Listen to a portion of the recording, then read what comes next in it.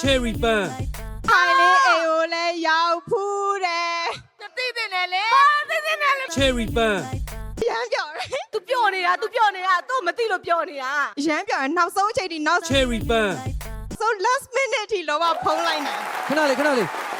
ဟိုတမန်စင်က cherry bun ဟိုတာဝန်ရှိသေးဆေးရောကထွန်းအတွက်မပြုတ်ကြပါနဲ့နီ cherry bun ဒီတော့အစောတော်နှစ်ယောက်ကလည်းဟဲ့နည်းနည်းမမနားပါ cherry bun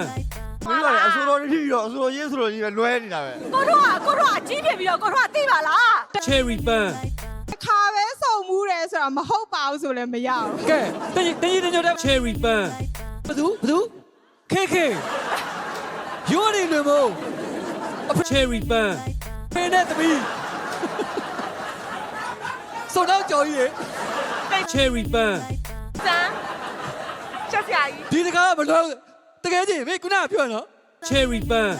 သိပြီးရှိနေတာအထဲမှာ ငါပြောတယ်သိမသိဘူးအစားပဲမကျင်းတတ်ဘူးလုံးဝမကျင်းတတ်ဘူး ပြောတဲ့ထဲမှာလိန်နာတစ်ခုမှမပါအောင်တော့ cherry bun စုံတော်ကြီးတွေကိုယ့်အကိုလမ်းကြောင်းလွဲသွားတာတော့မတက်နိုင် cherry bun မျက်နှာပုံးရှင် cherry bun လေးရဲ့ဆယ်လီကတော့အားလုံးကို surprise တိုက်ခဲ့တဲ့တရုတ်ဆောင်နဲ့အစိုးရနဲမြတ်ဖြိုးသေးဖြစ်ပါတယ် cherry bun